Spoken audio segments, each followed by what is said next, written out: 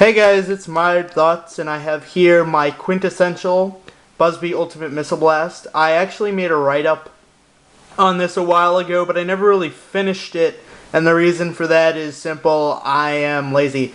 But this is the Mark III version. It is the finished version, as in it has no flaws for an Ultimate Missile Blast anyway. It's a very nice blaster. I like it a lot.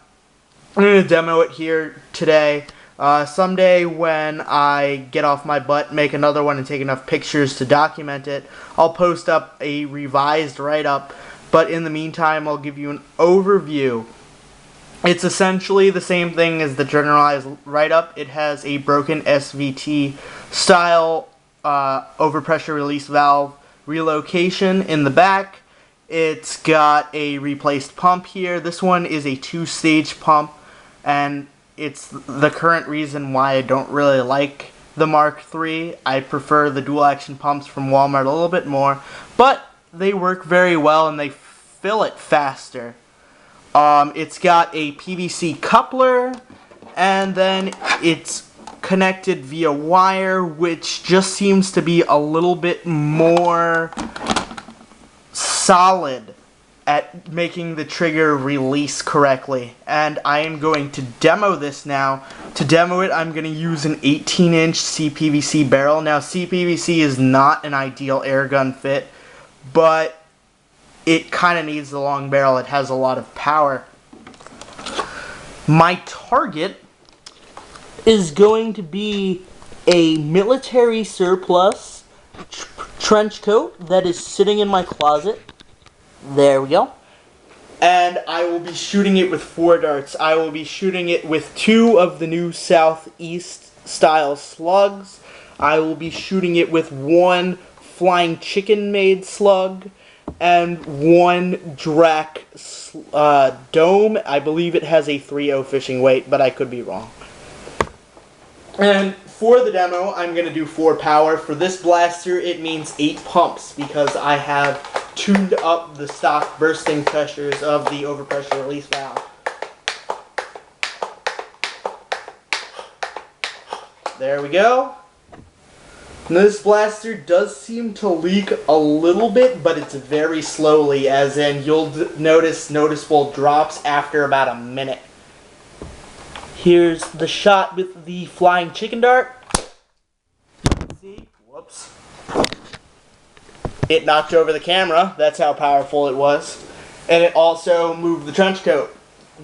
I'm going to do a Southeast style slug next, which are a little bit longer, and I think the consistency of the foam is a little bit better. They're also a little bit heavier, so that helps in a blaster that has this much power. Now, not gonna lead it against the table this time.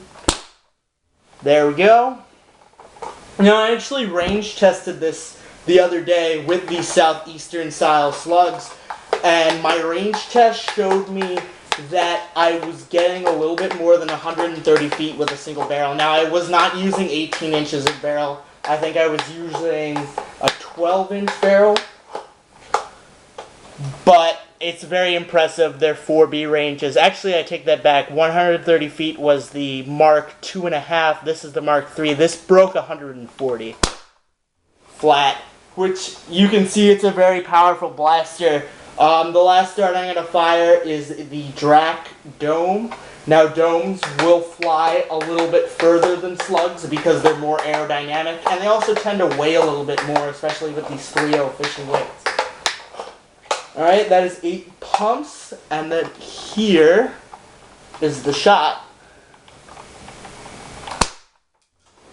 And I think that dart broke.